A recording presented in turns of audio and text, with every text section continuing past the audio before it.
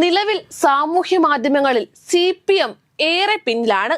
ഒരു കാലത്ത് സൈബർ ഇടം അടക്കി വാണിരുന്ന CPM ഇന്ന് പിന്നിലേക്ക് പോയതിന് ഒട്ടേറെ കാരണങ്ങളുണ്ട്.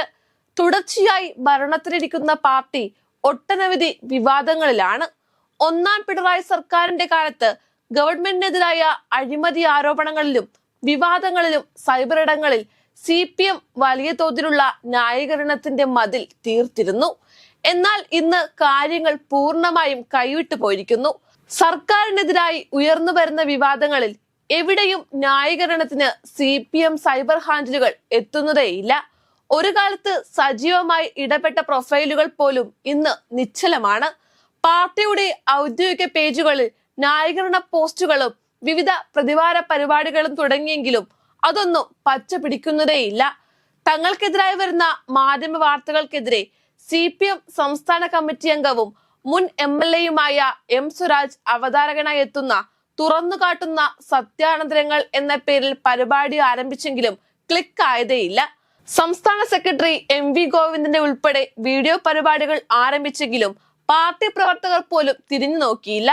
വർഗ ബഹുജന സംഘടനകളെ അതിനൊത്ത് ഉയർത്തുവാൻ നോക്കിയിട്ടും നടന്നതേയില്ല. SFIക്കും DYFIക്കും സർവീസ് സംഘടനകൾക്കും സൈബർ ഇടത്തിലെ പെർഫോമൻസ് നന്നാക്കണമെന്ന ഉപദേശം നൽകിയെങ്കിലും അവരാരും അത് കാര്യമാക്കിയതുമില്ല.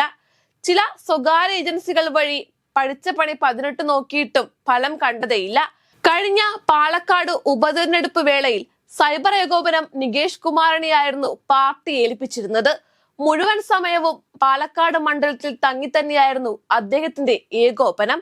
എന്നാൽ അതും ഗുണത്തെക്കാളേറെ ദോഷമായിരുന്നു CPM-ന് സൃഷ്ടിച്ചത്. ഇതോടെയാണ് ചില പരീക്ഷണങ്ങൾക്ക് പാർട്ടി ഒരുങ്ങുന്നത്. കോൺഗ്രസ് വിട്ട് CPM-ലേക്ക് എത്തിയ P. സരിനെ സമൂഹ മാധ്യമങ്ങളുടെ താക്കോൽ നൽകുവാനാണ് പാർട്ടി ആലോചിക്കുന്നത്. സരിൻ കോൺഗ്രസിനെ സമാനതകളില്ലാത്ത നിലയിൽ സമൂഹ മാധ്യമങ്ങളിൽ ശക്തമാക്കിയിട്ടുണ്ട്. KPCC ഡിജിറ്റൽ മീഡിയ സെല്ലിന്റെ നേതൃസ്ഥാനത്തേക്ക് ഒട്ടേറെ പേർ കടന്നു വന്നെങ്കിലും സരിനോളം മുന്നേറ്റം സൃഷ്ടിക്കുവാൻ ആർക്കും കഴിഞ്ഞിട്ടില്ല.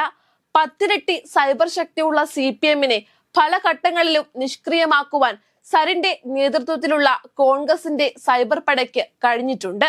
തിരുവല്ലുവാമല പകവത്ത് കുടുംബാംഗമായ സരിൻ കോഴിക്കോട് മെഡിക്കൽ കോളേജിൽ നിന്നും 2007-ലാണ് MBBS പഠനം പൂർത്തിയാക്കിയത്.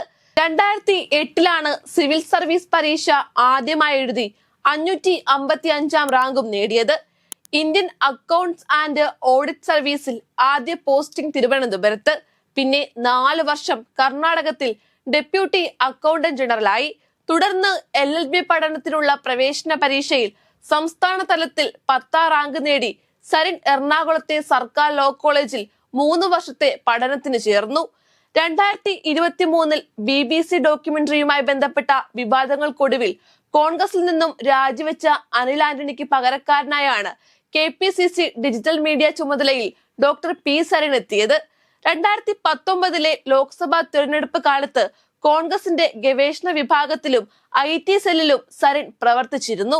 സരിനിലെ പ്രൊഫഷണൽ മികവിനെ തങ്ങൾക്ക് ഏത് രീതിയിൽ പ്രയോജനപ്പെടുത്താൻ കഴിയുമെന്നാണ് CPM തലപുകഞ്ഞ് ആലോചിക്കുന്നത്. സമൂഹ മാധ്യമങ്ങളുടെ ചുമതലയിലേക്ക് സരിൻ എത്തിയാൽ പുതിയ ആവേശം സൈബർ ഇടങ്ങളിലേക്ക് ഉണ്ടാകുമെന്ന് നേതൃത്വം കരുതുന്നു. സംസ്ഥാന സമ്മേളനം കഴിയുന്നതോടെ ഇതിൽ വ്യക്തതയുണ്ടാവും.